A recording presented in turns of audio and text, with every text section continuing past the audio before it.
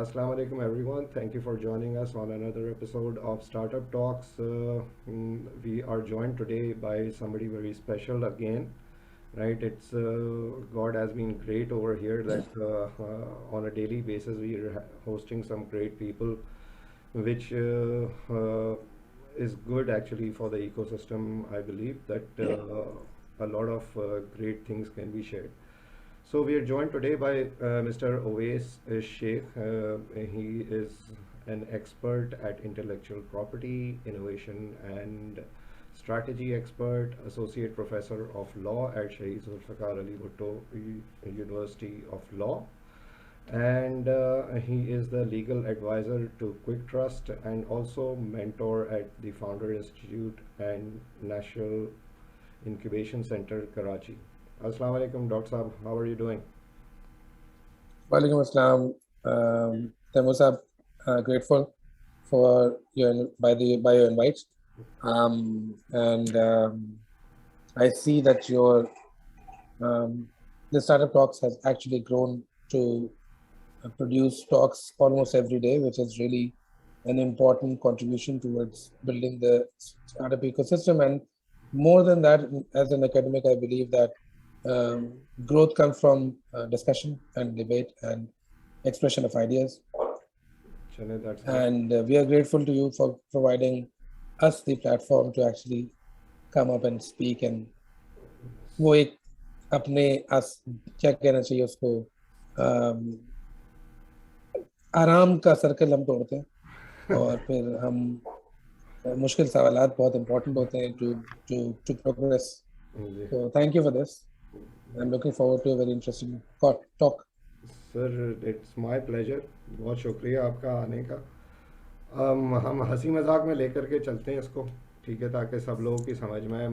मेरे लिए भी ख़ास तौर पे जो है ये बहुत बड़ा लर्निंग एक्सपीरियंस होगा, क्योंकि आपका जो forte it's something that is really shaking the grounds world over, right? तो ओवैस साहब, ये इंटेलेक्चुअल प्रॉपर्टी है क्या, मतलब why is it so important? अच्छा, कोशिश करूंगा मैं थोड़ा सा लिंक करूं अपनी सफर को इसके साथ. ठीक है. पाकिस्तान के सफर को आईपी के साथ, वो बड़ा इंपॉर्टेंट है क्योंकि हम समझते नहीं इसको. राइट. हुआ ये कि 1984 में जब WTO का एक नया राउंड गैट का एक नया राउंड शुरू हुआ जिसको निरोगे राउंड का नाम दिया गया. उसमें एक टॉपिक इंसर्ट किया गया जो कि इंटेलेक्चुअल प्रॉपर्टी था. डेवलपिंग कंट्रीज को उसके बारे में कुछ अंदाजा नहीं था, at least from a policy perspective. Laws मौजूद थे, पाकिस्तान में भी लॉज मौजूद थे राइट फ्रॉम द बिगनिंग. 1947 से हमारे पास तो कॉपीराइट, पेटेंट, ट्रेडमार्क, डिजाइन के लॉज मौजूद हैं. ये एक मिथ है कि हमारे पास नहीं थे, हमारे पास थे. और पाकिस्तानी कोर्ट्स के डिसीजंस भी कोई बुरे नहीं हुआ करते थे. मैं उस पर काम करता हूँ, उनको एनालाइज करता हूँ as an academic. I am not saying it from a Pakistani perspective, लेकिन एज एन एकेडमिक मैं आपको बता सकता हूँ कि बहुत बुरे डिसीजन नहीं थे, कुछ डिसीजन बहुत अच्छे थे, ऐसे भी थे.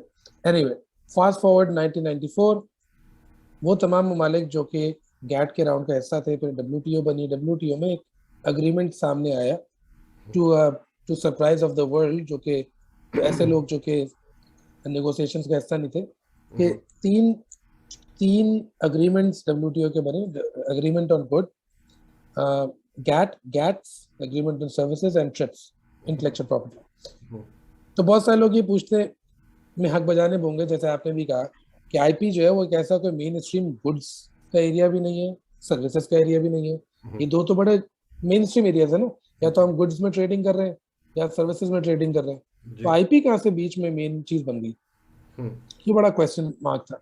एनीवे, सो चूंकि ये मेन चीज नहीं थी, तो इसकी इम्प्लीकेशन ये भी थे कि गवर्नमेंट्स को जब इम्प्लीमेंट करने की बारी आई तो उनको आईपी के बारे में कुछ बहुत ज्यादा कुछ खास पता नहीं. ठीक है, लॉ तो उनको WTO से मिल गया, या लॉ जैसा प्रोविजंस मिल गए उनको. उन्होंने विद द हेल्प ऑफ बाहर की लॉ फर्म्स या एड के थ्रू या गवर्नमेंट्स की हेल्प के साथ उन्होंने वो लॉज क्रिएट कर लिए, including Pakistan.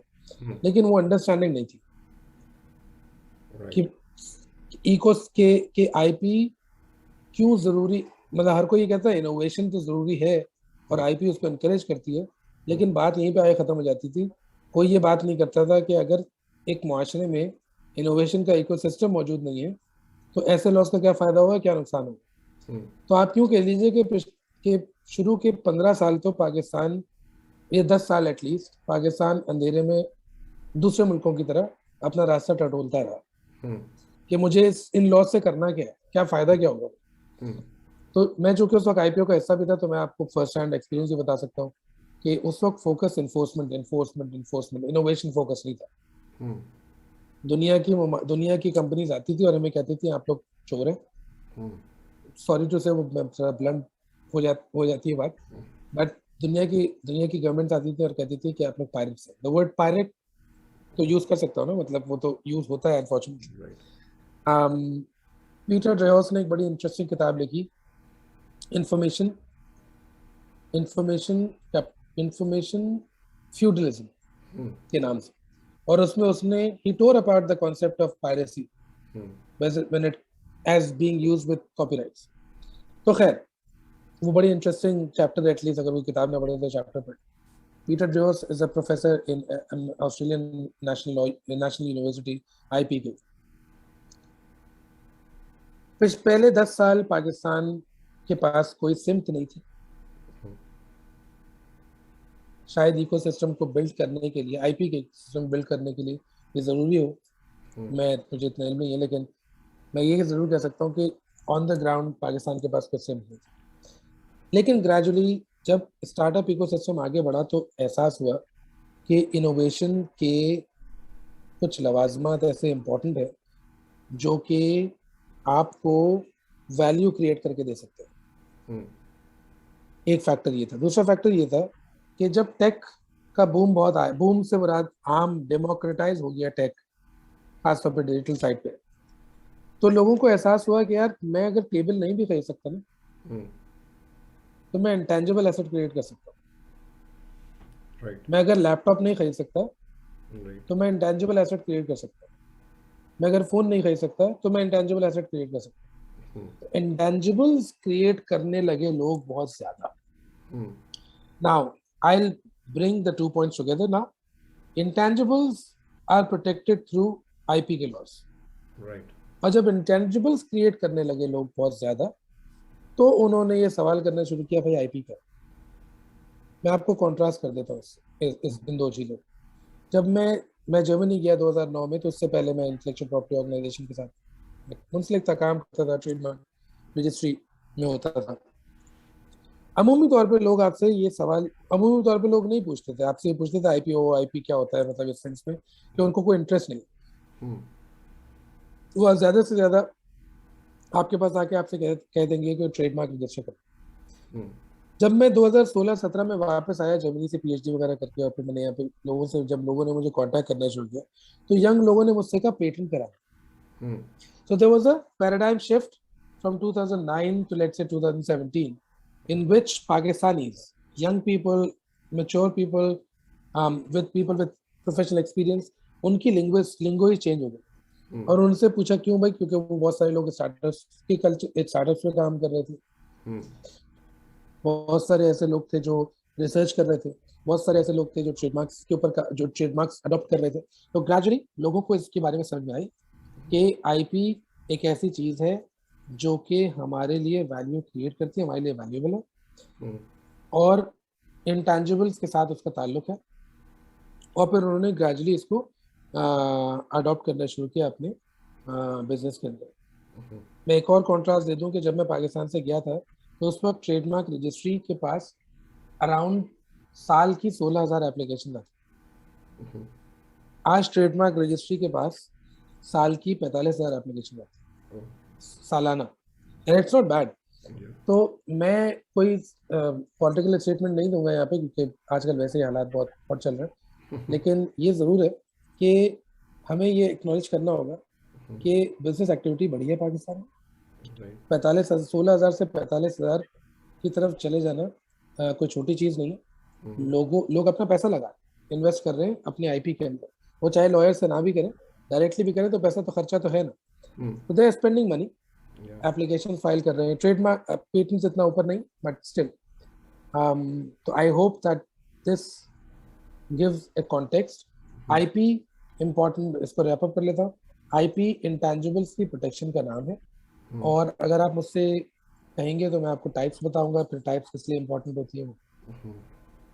Sir, feel free to go ahead. Okay. As long as it's concise, because I've got Yes. lots of things to talk about with you. Okay. Quickly, आपके business के product और आपके business में different features हैं. Identity है, technical feature है, आपके product की खूबसूरती है, आपके प्रोडक्ट के बारे में राइटअप है, और आपके प्रोडक्ट के बारे में कुछ ऐसी इंफॉर्मेशन है जो कि सिर्फ आप जानते हैं. ये 5 मैंने एरियाज आपको बताए आईपी लॉस के. Sir, आपकी can I interrupt you here? जी जी Sorry. Please. These points that you are raising just now, I believe ये startups के हवाले से भी काफ़ी important होंगे, right? तो मेरी रिक्वेस्ट है कि उसको किसी तरीके से कोरिलेट अगर कर सकें, ताकि जो फाउंडर्स हैं और जो लोग स्टार्टअप्स में काम कर रहे हैं उनके भी बहुत सारे सवाल आंसर हो जाएं. चल, तो लेट्स से कि एक स्टार्टअप है, वो क्या करती है? सबसे पहले एक पेन पॉइंट को समझने की कोशिश करती है. हम उस स्टार्टअप की बात कर रहे हैं जो वाकई स्टार्टअप के पर्सपेक्टिव से आ रही है. एक पेन पॉइंट है, मैं सड़क पे चल रहा हूँ, मैं सोया, मैं जागा, मैं ऑफिस में गया, कुछ मुझे एक प्रॉब्लम नजर आई और मैंने कहा यार, मैंने लोगों से बात की, 10 लोगों ने मुझे कहा ये प्रॉब्लम तो हम सबको है. तो मैंने कहा okay fine, let's solve it. Now when I come back to solving something that's functional, that's more than of way, majority time वो फंक्शनल मामला है. मैं एक सॉल्व कर रहा हूँ और बहुत केसेस में टेक्निकल मेजर्स से मैं सॉल्व करता हूँ चीजें. जहां पर किसी चीज को टेक्निकली या फंक्शनली सॉल्व करने की बात आती है, वहां पर आईपी के 2 रिजीम्स आते हैं. तो एक स्टार्टअप फाउंडर के लिए सबसे पहले, अगर उसकी जेब में थोड़े पैसे हो, क्योंकि पैसों का मसला है, ठीक है, क्योंकि पैसों का मसला होता है तो स्टार्टअप पेटेंट साइड पे नहीं जा सकता. तो 2 चीजों से वो रिजॉल्व कर सकता है अपने इस इशू को, आईपी के इशू को, इस पॉइंट पे. उसने अगर फंक्शनल सॉल्यूशन डेवलप कर लिया तो वो या तो पेटेंट्स किसको यूज करेगा, अगर उसको महसूस होगा कि मैं एक प्रोडक्ट बना के मार्केट में बेचता हूँ और उसको रिवर्स इंजीनियरिंग होके उसकी सारी इंजीनियरिंग समझ में आ जाएगी, तो उसके लिए लाजमी है कि वो पेटेंट्स की तरफ जाए. And that's a money consuming area. दूसरा ऑप्शन उसके पास अपनी टेक्नोलॉजी को प्रोटेक्ट करने का ये है कि वो उसको सीक्रेट रखे. उसके फायदे भी हैं. सीक्रेट जितना लंबा रख सकता है उतनी देर तक उसका कंपैरेटिव एडवांटेज एटलीस्ट थियोरेटिकली चलता रहे. अगर वो उसको बहुत लंबा नहीं रख सकता तो फिर उसके पास कोई और रिकोर्स नहीं होगा. जैसे पेटेंट में होता है कि वो पेटेंट राइट दिखा के दुनिया को ये कह सकता है भाई रुक जाओ, ये मेरा राइट है, मुझे गवर्नमेंट ने राइट दिया. वो राइट उसका एस्टैब्लिश नहीं होता ट्रेड सीक्रेट्स के मामले. तो पहला स्टेप तो ये हो गया कि जो चीज फंक्शनैलिटी से रिलेटेड है, जो आपका कोर सॉल्यूशन है, that is something that can be patented. Not every solution is patentable, but that's the pathway you take. अच्छा, उसके बाद होता ये है कि बहुत सारे लोग कहते हैं ओ अच्छा भाई आइडिया आ गया, चीज बना ली, अब मुझे टीम खड़ी करनी है, तो मुझे कंपनी का नाम है, ठीक है, आपने रखा है स्टार्ट. आपके मिसाल ले लेते हैं. लेट्स अज्यूम के this whole thing is this conversation that we are having is a startup. आपने एक स्टार्टअप बनाई और आपका आइडिया ये था, पेन पॉइंट है, इन्फॉर्मेशन नहीं मिलती, मैं एक स्टार्टअप बना लेता हूँ और उसमें मैं लोगों से बात किया करूँगा. ये तो पहली चीज आ गई. अगर इसमें ये आइडिया इनोवेटिव होता है, ये पेटेंट की तरफ चला जाता है. Right. To talk to someone about startup. उसके बाद आपने दूसरा सोचा, ओके मुझे जो है वो अपनी प्रेजेंस चाहिए सोशल मीडिया पे. उसके लिए मुझे लोग ढूंढने कैसे, मुझे नाम चाहिए. And you came up with a name. That name or that identity is protected under trademark law. ठीक है. अब जनाब 2 चीजें आपने कर ली. तीसरी चीज ये हुई कि आपने वीडियोस बनानी शुरू की, जैसे हम बात कर रहे हैं, बहुत कंटेंट जमा होने लगा. राइट. आपने कुछ राइटअप्स लिखे, आपने कुछ पोस्ट बनाई, वो आपने राइट लिख के आपने लिंक्डइन पे डाल दी या फेसबुक पे, इंस्टाग्राम पे. तो ये दोनों चीजें, audio visual content and literary work, जो आपने लिखा, कोई आपने डिजाइन बनाया, सॉरी कोई पिक्चर बनाई, ये सारे के सारे प्रोटेक्टेड होते हैं कॉपीराइट के लॉ. तो आपके बिजनेस से रिलेटेड हमारे पास 3 लॉज आ गए. सबसे पहले हमने बात की, तैमूर साहब, हमने सबसे पहले बात की थी आइडिया की जो कि फंक्शनल था जी, और उसमें हमने बात की पेटेंट लॉ की जी, और ट्रेड सीक्रेट के एरिया की, उसका राइट भी लॉ होता है पाकिस्तान में। फिर हमने कहा कि सेकंड स्टेप में आप नाम सोचेंगे। राइट हमने कहा कि जब नाम सोचेंगे तो आप आइडेंटिटी की बात करेंगे, आप ट्रेडमार्क्स की बात। हम्म उसके बाद हमने कहा कि आप जो कंटेंट क्रिएट करते हैं, हम्म वीडियोस हो गई, आपने कुछ टेक्स्ट लिखा है या कुछ इस तरह की चीजें, वो चीजें सारी की सारी कॉपीराइट लॉ में चली, कॉपीराइट के तहत प्रोटेक्ट होती है। राइट और चौथी चीज हो गई किसी design law. Design law normally applicable होता है जो हार्डवेयर या फिजिकल प्रोडक्ट्स की साइड पे, उसके एस्थेटिक्स, उसकी खूबसूरती, आपका पेन है, आपका लैपटॉप है, आपका पर्स है, आपका परफ्यूम की बोतल है, हम्म किताब की शक्ल है, वॉलेट है, जूते हैं, anything that have a aesthetic feature which is not functional, hmm वो डिजाइन लॉ प्रोटेक्ट करता है। तो हम बेसिकली 5 मेन चीजों पे बात कर रहे हैं: identity, right trademark law, hmm functionality, patent law, artistic work और लिटरेरी वर्क या एक्सप्रेशन या लिखना पढ़ना, कॉपीराइट लॉ, एस्थेटिक अपीयरेंस किसी प्रोडक्ट की, design law, or anything that you don't want to share and you think that gives you a an edge, commercial edge, trade secrets. Right हम मैं कहता हूँ कि स्टार्टअप अगर इन 5 चीजों को भी समझ ले ना, 5 चीजों को पकड़ ले, समझ ले, इनको पोर्टफोलियो की तरह मैनेज करें। अपने इश्यूज को आइडेंटिफाई करना जरूरी है, ये जानना बहुत जरूरी नहीं है कि कौन सी टाइप कहाँ फॉल करेगी, वो आपको कोई ना कोई बता ही देगा। आपको मैं बता दूंगा, आप बता देंगे, कोई तो कोई बता देगा, आप ऑनलाइन जाके सर्च कर सकते हैं। लेकिन अपने सबसे इंपॉर्टेंट बात स्टार्टअप के लिए है कि वो अपने बिजनेस के इंटेंजिबल्स को समझें कि वो क्या इंटेंजिबल्स क्रिएट कर रहे हैं। Once they look into that, audit करेंगे अपना, उससे उनको पता चलेगा कि कौन से टाइप ऑफ आईपी को उनको इस्तेमाल करना।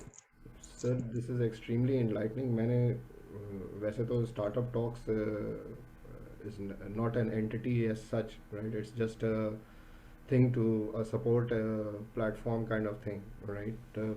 There's no cost element or any revenue element attached to it, but this is an interesting thing. I never looked at it that way, right? और मुझसे भी बहुत सारे लोग पूछते हैं, तो इन सब बातों को भी आइंदा मैं भी कोशिश करूँगा कि इनको इनकॉर्पोरेट करूँ।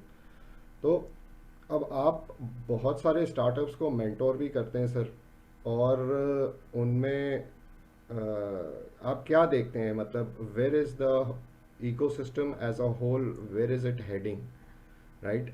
और अगर कोशिश करें कि आपका ये जो आईपी का जो मामला है, राइट, क्या वाकई में जो पाकिस्तानी स्टार्टअप्स हैं इतने मिलियंस ऑफ डॉलर्स वो रेस कर रहे हैं, और हर हफ्ते कोई ना कोई न्यूज़ आ रही होती है, क्या ये सारे इश्यूज वो एड्रेस कर रहे हैं? ओके, कुछ चीजें ऐसी हैं, देखिए, types of IP are applicable with regard to the type of industry और the type of solution you are providing. बहुत सारे ऐसे लोग हैं जो, अच्छा, ये भी बहुत इंपॉर्टेंट है समझना, और मैं अक्सर अपने जब भी मैं लाइव टॉक कर रहा हूँ तो मेरे जहन में ये बात होती है, मैं कहता हूँ कि यार ये मत समझो कि आईपी जो है वो तुम्हारे लिए हर चीज का सोल्यूशन है, नहीं है। Smart IP lawyer, IP consultant, IP management का गाय should be able to tell you don't waste your money, right, because you're a startup, you don't have money।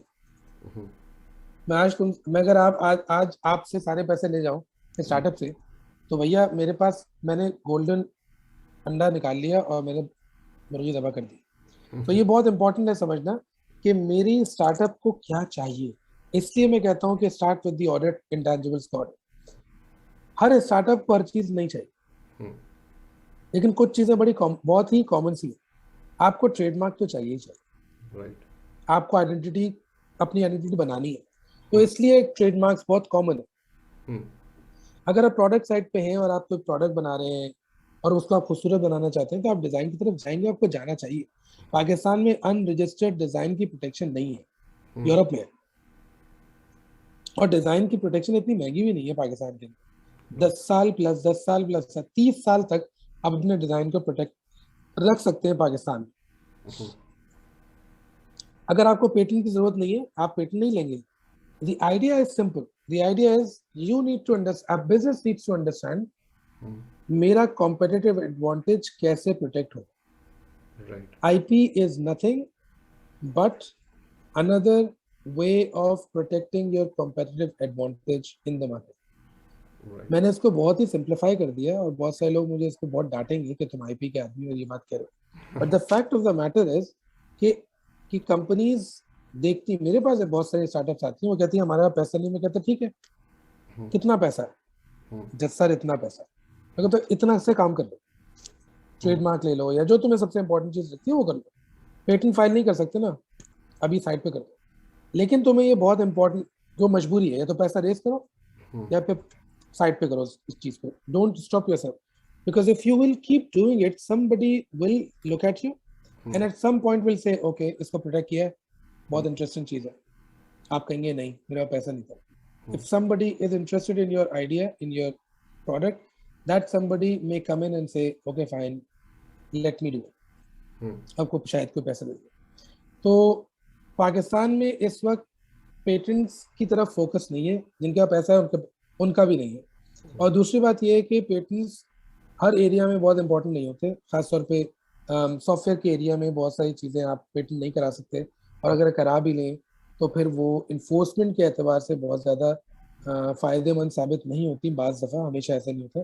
बहुत से बहुत इंपॉर्टेंट सॉफ्टवेयर पेटेंट भी मौजूद है.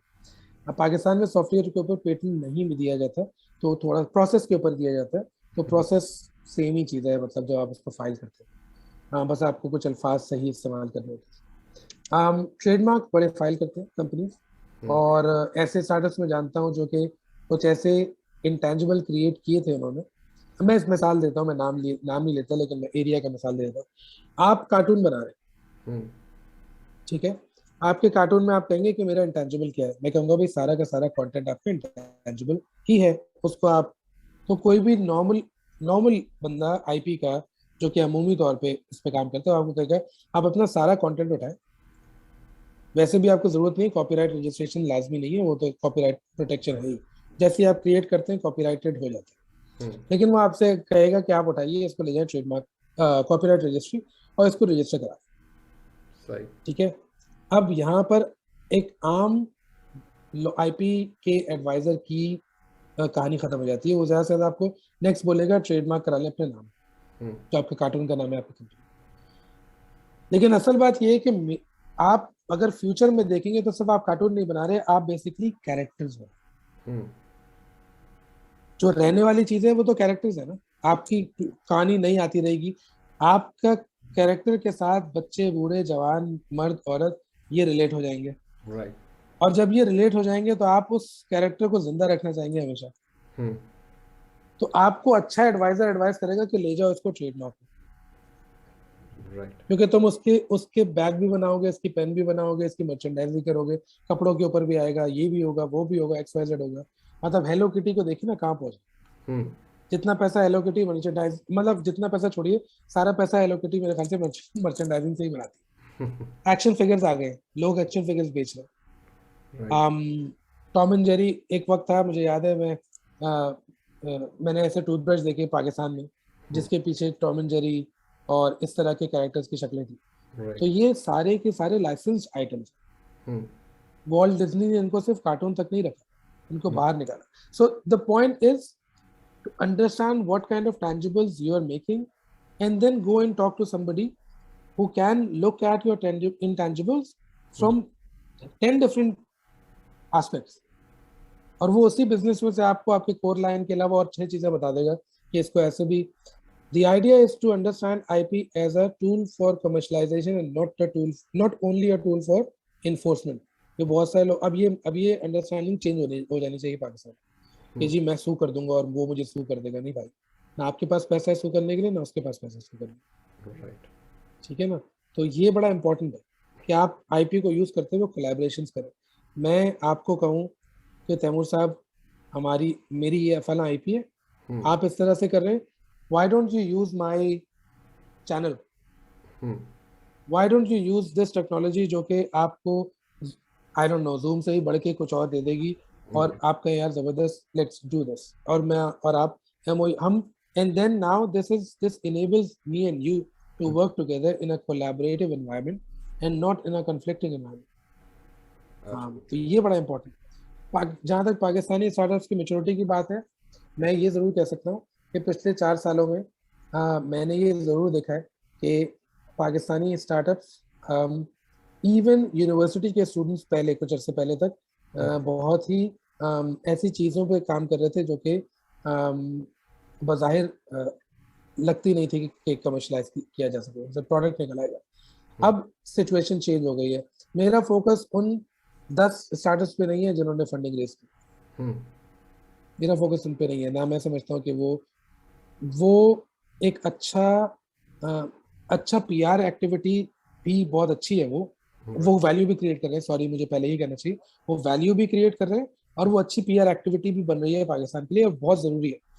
लेकिन सस्टेनेबिलिटी जो है ना, वो आएगी by number of startups. Absolutely. जब अब हमारे पास ये 2003 का मैं फिगर आपको बता रहा हूँ, स्मीडा ने एक रिपोर्ट निकाली 2007-8 में। उसमें उसने कहा कि 2003 के सर्वे के मुताबिक पाकिस्तान में एसएमईज की तादाद, टोटल बिजनेसेस की तादाद 3200 है और उसमें से टोटल एसएमईज जो है वो 99.something%। What do we need right now is to convert the SMEs into startup. फिर हर बंदा इन्वेस्टमेंट कर रहा होगा, हर बंदा इन्वेस्टमेंट बना रहा होगा, यू नो। तो this is what we need. इसमें कुछ रिस्ट्रिक्शन भी आ जाती। फॉर एग्जांपल डिजिटल साइड पे बिजनेस मॉडल ही ऐसे हैं कि बहुत सारे लोग मार्केट में रह नहीं सकते। कॉन्सेंट्रेशन ऑफ पावर होती है, कॉन्सेंट्रेशन ऑफ मार्केट होती है। आप ग्रेजुअली, और वो नेटवर्क इफेक्ट्स की वजह से ये सारी चीजें होती, इकोनॉमिक्स है, तो वो आप देखेंगे कि ये इवेंचुअली मर्ज होती। अगर नेचुरल नहीं हो, दो बड़ी पार्टीज होंगी, दो बड़े कॉम्पिटिटर्स होंगे, तो मर्ज हो जाएंगे। हमारे पास करीम की मिसाल है। आप, मुझे नहीं पता आपके इल्म में है कि नहीं, अभी रिसेंटली शायद टेलेनॉर भी मर्ज कर रखे, टेलेनॉर भी मर्ज करके निकल रहा है, जैज मोबाइलिंग मर्ज कर गए।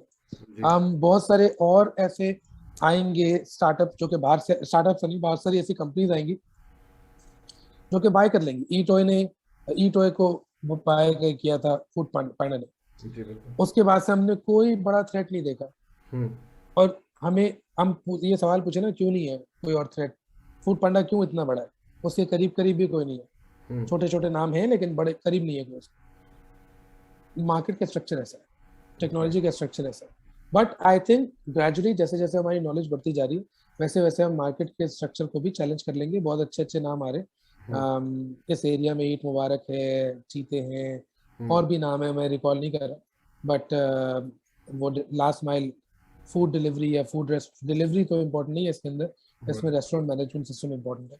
तो खैर एनीवे, सो मेरे ख्याल में जो ग्रोथ आएगी वो बेसिकली एसएमईज को फोकस करके उनको कन्वर्ट करने से आएगी, एज अ कल्चर। बिल्कुल। बड़े तो हमेशा रहेंगे, कोई $1 बिलियन उठाएगा, कोई $100 बिलियन उठाएगा। इस वक्त पाकिस्तान का मसला ये नहीं है कि एक कंपनी $1 बिलियन उठा ले, कोई यूनिकॉर्न बन जाए। मैं इस पॉइंट ऑफ व्यू से डिसएग्री करता हूँ। इस वक्त पाकिस्तान का मसला ये है कि इंक्लूसिव ग्रोथ हो, और वो इंक्लूसिव ग्रोथ आम बंदे की भी हो और आम बिजनेस की भी हो। उसके पास कैपिटल हो, उसको कैपिटल मिले, वो जल्दी ग्रो कर सके।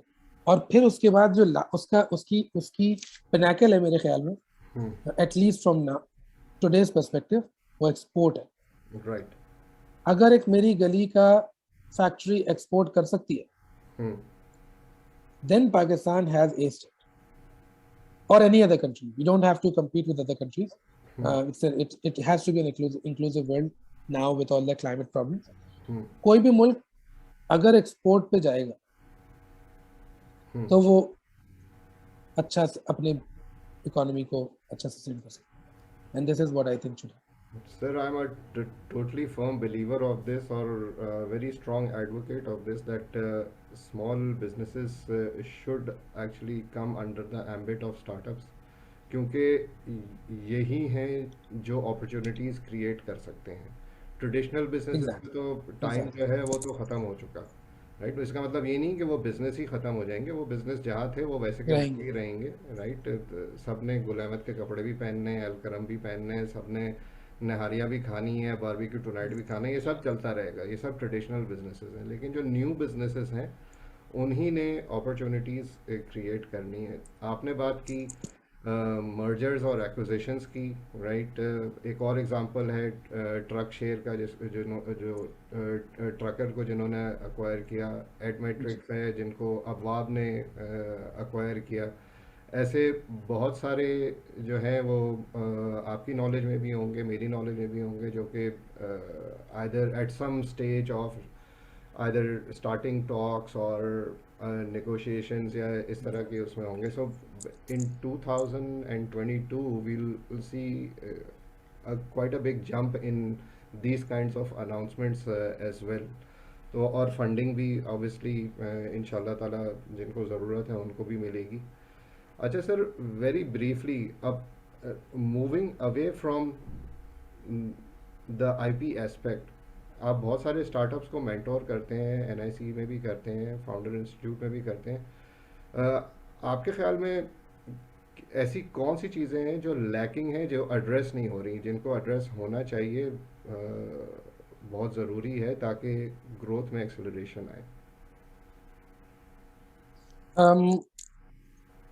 From the top of my head में दो चीजें मेरे जहन में आ रही। जी। एक ये है कि लोग जो है वो मैं अब somehow I'm stepping back to IP. IP को वो इम्पोर्टेंस नहीं देते जो उनको देनी चाहिए। हम्म। क्योंकि देखिए, जब आप स्टार्टअप बना रहे हैं तो वाकई आपके पास कोई एसेट नहीं, हम्म। इसमें कोई एग्जैजरेशन नहीं है। बहुत सारे स्टूडेंट्स के पास लैपटॉप नहीं होते हैं, फोन नहीं होते। राइट। एनआईसी क्या कह रहा है? एनआईसी ये कह रहा है, या जो भी इस इंक्यूबेटर है, कोई भी इंक्यूबेटर है, वो आपको कह रहा है कि आओ मैं तुम्हें टेबल कुर्सी, मैं तो रोटी कपड़ा और मकान दे दूंगा। हम्म। ठीक है, फ्रॉम दिस पर्सपेक्टिव। तो वो ये कह रहा है, आओ मेरे पास कुर्सी है, एसी है, लाइट है, इधर बैठो। हम्म। तो क्या करोगे इधर बैठ के? इधर बैठ के तुम इंटेंजिबली क्रिएट करोगे ना। एब्सोल्युटली। इसेंशियली तुम क्या कर रहे हो? मैं तुम्हें कोई बढ़ई की दुकान थोड़ी दे रहा और लकड़ी लाके थोड़ी दे रहा कि लोग कुर्सियां बनाओ, नहीं। हम्म। मैं तुम्हें कह रहा हूँ कि बैठो, ये तुमने जो कुछ पढ़ा है ना, जो इंटेंजिबल तुम्हारे अंदर है, उससे हम्म। नया इंटेंजिबल क्रिएट करो। This is what everyone is saying. So people need to understand कि कुछ ऐसी चीजें जैसे डेटा है, फॉर एग्जांपल डेटा की प्रोटेक्शन जो है वो आईपी के मेन एरियाज में नहीं हो सकती। हम्म। ठीक है, डेटा पॉइंट्स या बिट्स ऑफ डेटा वो नहीं प्रोटेक्ट हो सकते आईपी को। डेटाबेस भी नहीं, डेटाबेस का भी राइट हमारे पास अभी ऐसा एस्टैब्लिश नहीं। तो data by itself single point नहीं प्रोटेक्ट हो सकता, लेकिन बाकी चीजें तो हो सकती है। हम्म। और स्टार्टअप्स अपना पूरी अंडरस्टैंडिंग क्रिएट करें इंटेंजिबल मैनेजमेंट की, आईपी मैनेजमेंट, इंटेंजिबल मैनेजमेंट के एतबार से, कि मुझे कैसे अपने पूरे स्टार्टअप को लेके चलना है, आगे जाना। एक तो ये बात हो। दूसरी बात, ब्रॉडर इकोसिस्टम के एतबार से, राइट। हम हम रियल एस्टेट में पैसा लगाना कब छोड़ें? जब हम पैसा लगाना रियल एस्टेट में छोड़ेंगे तो हम फिर इन्वेस्ट करेंगे अपनी स्टार्टअप्स के अंदर। बिल्कुल। मसला ये है, अगेन मैं इतना अकलमंद आदमी नहीं हूँ। मुझे अक्सर लोग बोलते हैं तुम बोला नहीं करो, लेकिन मैं वाकई नहीं हूँ।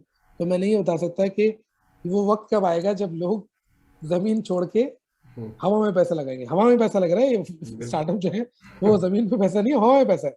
लेकिन जिसने हवा में पैसा लगाया और उसको उसका रिटर्न मिला, तो हम्म। उसने कहा अब मैं ना सिर्फ हवा में ही पैसे लगाऊंगा, मैं जमीन पे पैसा नहीं लगाऊंगा। पाकिस्तान, आपकी बात से मुझे लास्ट वाली इस जो सवाल से पहले जो आप बात कर रहे थे, तो मेरे जहन में ये थॉट चल रही थी कि पाकिस्तान में असल चेंज मेरे ख्याल में दूसरा इसी से कनेक्टेड तब आएगा जब मैं और आप अपनी जेब खोलेंगे, स्टार्टअप में इन्वेस्ट करेंगे। हम्म। देखिए, इस वक्त बहुत बड़े बड़े वीसीज पाकिस्तान में मौजूद है, लेकिन वो वीसीज बहुत सारा पैसा, और अच्छा मैं अगर गलत हूँ तो प्लीज करेक्ट कीजिएगा, रिकॉर्डिंग भी हो रही है, मैं गलत बात नहीं करना चाह रहा। उसमें से बहुत सारा पैसा वो बाहर से भी लाते हैं, पाकिस्तान के बाहर से आता है, वो एक कंसोर्शियम बना सर एक लेते हैं। चीज़ ऐड कर देता हूँ, पाकिस्तान में सिर्फ एक ही है जो पाकिस्तान में रजिस्टर्ड है, सब बाहर से आते हैं। ऐसे ही है ना। जी। अब पॉइंट ये है कि मैं अगर अब बहुत सारे लोगों की रिक्वायरमेंट ये है कि आप होल्ड को बना लीजिए बाहर, हम्म। पाकिस्तान में ये ऐसा है, पाकिस्तान में वैसा है। देखिए, मेरा पैसा पाकिस्तान से अगर रेज होगा ना, हम्म। तो मैं कहूँगा पाकिस्तान में ही होल्ड को बनाओ, हालात कैसे भी हो, कुछ भी हो जाए, तो मैं यहाँ से पैसा नहीं लेके जाने दूंगा, क्योंकि मुझे पता नहीं तुम क्या करोगे मेरे पैसे के साथ। हम्म, इस वक्त अब इसको इसको हम ऐसे कर रहे हैं, मैं थोड़ा सा, अगर आप इजाजत दे तो मैं अपने इनिशिएटिव उसको प्रमोट कर लूँ थोड़ा सा। जी जी है जी। वो ओपन ओपन एंडेड नहीं है। बेसिकली ये इशू मैंने फेस किया, मैंने देखा कि ये बड़ा मसला है। तो मैंने आईबीए के अलुमनाई नेटवर्क को यूज करते हुए मैंने एक ऐसा प्लेटफॉर्म बनाने की कोशिश कर रहा हूँ, और हमारी 27 को हमारी इंशाल्लाह दूसरा उसका पिचिंग सेशन है, हम्म, कि आईबीए की स्टार्टअप है, आईबीए के इन्वेस्टर्स है, हम्म, ठीक है, अभी हमने उसको क्लोज रखा, राइट और हमारा टिकट साइज बहुत छोटा हो। राइट। हम नहीं कह रहे आपसे कि आप 50 लाख और आप 10 मिलियन और 20 मिलियन होंगे तो आप इन्वेस्टर बनोगे, नहीं। हम ये कह रहे हैं कि हम क्राउड इन्वेस्टिंग के मॉडल की तरफ जाएंगे, हम्म, और हमारी अलुमनाई है 16,500, हम्म, राइट फ्रॉम 1950s। 16,500 की हमारी अलुमनाई है। हम्म, अगर हम 1% या 10% भी टैप कर लेते हैं, हम्म, और हमारा टिकट साइज ₹1,00,000, 50,000 या 2 लाख भी है, तो हम एटलीस्ट ये कर सकते हैं कि अगले कुछ महीनों में हम 5 से 6 स्टार्टअप को एंजल इन्वेस्टमेंट करा सकते हैं। हम्म, और हमारे अपने स्टार्टअप्स, हम पूरा एक मैकेनिज्म उसका तैयार करके उनको किस तरह से नजर में रखना है। Hmm, this is what many institutions should be doing. वो राइट। अपने एलुमनाई को पकड़े, वो अपनी कंपनी में लोगों को ले। मैं ऐसे ही बैठा हुआ सोच रहा था कि बहुत सारे एमएनसीज हैं जो ये कहते हैं कि जनाब हम फला इंक्यूबेटर के साथ काम करते हैं, हमें स्टार्टअप मिलेंगे, हम उनको एक्वायर कर लेंगे। गुड, जबरदस्त, अपने प्रोडक्ट की आप डाइवर्सिफिकेशन की बात, प्रोडक्ट एडिशन की बात करें। Why can't you actually invite your employees, मुझे रेगुलेशन का नहीं पता इसलिए मैं समझा, why can't you invite your employees and ask them that we are making an investment fund hmm, within our company. Hmm, 400 employees हैं, हाँ, 1,000 रुपए लगा दो, ठीक है, 4 लाख रुपए रेस कर रहे हैं, जी। और ये हमें एक प्रॉमिसिंग स्टार्टअप मिली है हम्म, एनआईसी में या इधर उधर, हम उसमें पैसा लगाएंगे, तुम्हारी भी शेयर बन जाएगा 0.0%। हम्म, व्हाई नॉट, कौन रोक रहा है? So this requires a lot of out of the box thinking, और इंशाल्लाह उम्मीद है आ जाएगी। But things in my opinion, things are going in a good direction, unless we kind of bring the opportunity to for investment to the level of a normal salaried person। हम्म, थोड़े बहुत 10,000, 15,000, 20,000, 25,000, लाख रुपए भी लगा दे साल में, और हम्म, उसको 2 साल के बाद 5 लाख रुपए मिल जाए, नथिंग लाइक दैट, आपके दोनों मसले सॉल्व हो जाते हैं। एसएमई लेवल की स्टार्टअप्स बना लेंगे आप, जी। मोहल्ले के उसमें काम कर लिया आपने, और ये भी हो गया। बिल्कुल सही सर, ये बिल्कुल वही बात होगी जैसे क्राउड फंडिंग क्या, कॉन्सेप्ट जो है वो उसको जो है आप नेक्स्ट लेवल पे लेकर के जा रहे हैं। हम इसको क्राउड इन्वेस्टिंग कहते हैं। हाँ, क्राउड इन्वेस्टिंग कह लें। और it's a wonderful initiative that you talked about sir, congratulations on that, wish you all thank the you. Best for that too. अब सर थोड़ा सा इसको, इन चीज़ों को पीछे रखते हैं, राइट। वैसे आप जो कह रहे थे कि एक हवा में इन्वेस्टमेंट है, और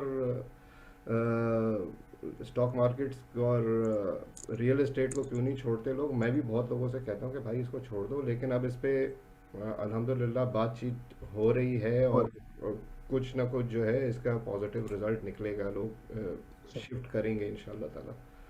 और हवा में जो चीज़ बेचते हैं सर, एक एक सेगमेंट और है, वो अपने मुंह से कहते हैं लाइफ इंश्योरेंस वाले कि हम तो कागज़ का टुकड़ा बेचते हैं भाई। ठीक है। जब हम ये बेच सकते हैं तो कुछ भी बिक सकता है। कुछ भी मिल सकता है। True, true. अच्छा sir, you are a legal adviser to Quick Trust, ये कोई बहुत ही कोई जिनका बच्चा बना रहे हैं सर, ये हो क्या रहा है, ये ब्लॉकचेन में क्या हो रहा है, ये सुपर एनएफटी ये है क्या? ओके, मैंने क्विक ट्रस्ट को ज्वाइन किया back in April as an adviser, hmm, और बहुत मजे की बात मैं आपको बताऊं, a success of NIC Karachi. Hmm, actually somebody contacted me through NIC Karachi, hmm, कि उनको अपनी टीम के लिए एडवाइजर चाहिए जो आईपी पे काम करते हैं। और वो मजे की बात थी कि वो पाकिस्तानी स्टार्टअप नहीं थी, quick trust is a UK based registered company, जो उन्होंने फिर मुझे अप्रोच किया। तो वन ऑफ द थिंग्स आप कह लीजिए कि example, live example of at least networks connecting people with each other, तो एनआईसी के थ्रू मैं ये कर सका। और वो स्टार्टअप जो थी क्विक ट्रस्ट, बेसिकली एनआईसी में भी इंक्यूबेटेड थी for last 4। Quick trust basically एक ब्लॉकचेन बेस्ड स्टार्टअप है। ये एक प्लेटफॉर्म है जिसके ऊपर आप अपने डॉक्यूमेंट्स की वैलिडेशन कर सकते हैं। Along with that, you can actually digitally sign your document. हम ये फोर्सी कर रहे हैं कि आगे जाके सिग्नेचर नहीं रहेंगे, आप साइन नहीं कर रहे। हम ये फोर्सी करते हैं कि आप अब वेरिफिकेशन किसी स्क्रिबलिंग से नहीं होगी कि आपने लिख दिया, स्क्रिबल कर दिया होगा। एनएफटी का जमाना है, सारी चीजें हैं, आपको सिग्नेचर नजर नहीं आया करेंगे, आपको हैशेस दिखेंगे, तो कोई भी याद नहीं रख सकता। तो पहली बात तो ये हो गई कि it's a document validation platform which is now being transformed into transaction validation platform. जितनी भी हम ये एपीआई के थ्रू ये सर्विस देंगे तो वो ट्रांजैक्शंस बेसिकली टाइम स्टैम्प्ड होंगी, nobody can change it, and then every change in that transaction will also be recorded on the blockchain. तो ये तो बेसिक आइडिया है ये ब्लॉकचेन। और उसके बाद हमने ये एनएफटी के एरिया में, स्पेस में ये देखा, चूंकि अगेन मेरा आईपी का बैकग्राउंड तो बड़ा काम आया यहाँ, कि हमने ये देखा कि यार एक शख्स जो है वो एक तस्वीर खींच लेता है, एक तस्वीर बनाता है, और दूसरा शख्स उसकी डिजिटल जो उसका डिजिटल प्रिंट जो है वो एनएफटी में कन्वर्ट कर लेता है, और आपको पता भी नहीं होता राइट कि ये हो गया है, और आपको नहीं पता उस शख्स ने किया। तो किसी उसकी आइडेंटिटी जो है वो उसकी एनएफटी के साथ लिंक्ड नहीं है। सुपर एनएफटी बेसिकली एक पेटेंट पेंडिंग प्रोसेस है जो कि बेसिकली आपकी आइडेंटिटी को आपके एनएफटी के साथ जोड़ देगा, और फिर चोरी करने वाला चोरी करके भाग नहीं सकेगा, एनोनिमिटी के पीछे नहीं छुप सकता, नुकसान पहुंचाने वाला एनोनिमिटी के पीछे नहीं छुप सकता। तो it's a further layer of trust. Some people don't agree with it, इनका कहना ये है कि एनोनिमिटी में ट्रस्ट है, और ऐसा हो भी सकता है, लेकिन मेरा और हमारी टीम का मानना, और बहुत सारे लोगों का मानना ऐसा नहीं, ट्रांसपेरेंसी की बात कही जाती है, and that in our opinion will come from revealing your identity whenever you are doing something. And हाँ, अब वो एक अलग बात है कि डेटा प्रोटेक्शन और डेटा रेगुलेशन के जो लॉज होंगे वो एप्लीकेबल होंगे इसके ऊपर, के डेटा जो है वो मुख्तलिफ जगहों पर शेयर ना किया जाए, लोगों की आइडेंटिटी को प्रोटेक्ट किया जाए। So Super NFT basically ups the ante for NFTs, because NFTs are usually anonymous. The only thing that you can use to identify an NFT belonging to somebody is a hash, जो उसके wallet का address है, hash है। हमने उसको change किया है, अब हम एक सिस्टम पे काम कर रहे हैं जो कि उसकी आइडेंटिटी को उसके साथ कनेक्ट कर देगी, वेरीफाइड ब्लॉकचेन पे स्टैम्प्ड होगा, और वो चेंज नहीं हो सकेगा। So that will save you from a lot of hassle, especially crypto की चोरियों से और चीजों से, hopefully वो आपको बचाएगा। Is this a first in the world? I mean, nobody else is doing this? Super NFT, yes, it's the first in the world, and we have applied for a patent. चलो, that's great. तो इंशाल्लाह उम्मीद है कि बहुत जल्द patent भी उसका मिल जाएगा। हम इसी महीने की 29 तारीख को इसका जो आईडीओ है, टोकन लॉन्च है, वो है इंशाल्लाह, और हमारा इसका टेलीग्राम चैनल भी है अपना, तो वो फिर आप कहेंगे तो मैं आपको आपके लिंक्डइन के ऊपर उसका लिंक भी भेज दूंगा, ताकि अगर लोग उस पर ऐड होना चाहें। तो 29 को हम बेसिकली फंडिंग रेस कर रहे हैं, एंड हमारा जो technology the platform exist use होता है, वो उसके क्लाइंट्स हैं, बट इट्स पायलट फेज, तो हम उस पर ही काम कर रहे हैं, and then we are gradually improving it. हम एपीआई पे काम कर रहे हैं जो कि मुख्तलिफ कंपनीज जिनकी ट्रांजैक्शन बहुत फास्ट होती है, वहाँ पे हमारा सोल्यूशन बहुत काम करे। टैक्स के मामलात में, स्टेट रिलेटेड बहुत सारे मामलात में it's a very good solution, stock exchanges की में जो ट्रांजैक्शंस होती हैं उनको उनकी रिकॉर्डिंग, टैक्स के मामलात की recording. So we are working with some government authorities as well on certain use cases. और अल्लाह की रात से उम्मीद है कि इंशाल्लाह we'll be able to actually provide a good solution to the world in the shape of our platform and the super. चलो that's great sir. आप ज़रूर वो लिंक शेयर करिएगा, मैं उसको अपनी पोस्ट में भी शेयर कर दूंगा. और best of luck with this. ठीक है, वो यहाँ नहीं यूके में बैठ करके कर रहे हैं.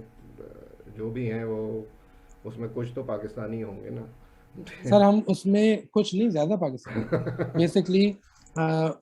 बेसिकली जो टीम है वो, मैं ये बात भी आपने फिर समहाउ एक टेलीपैथी चल रही है मेरी और आपकी. मैं ये पॉइंट मैं ये कहना चाहता था, एम्फसाइज करना चाहता हूँ ये बात, कि लोग ओपन हो इस बात पे कि वो मल्टीकल्चरल मल्टीनेशनल टीम्स बनाए. हमारी टीम जो है वो आई थिंक 5 टाइम जोन्स में. बिल्कुल.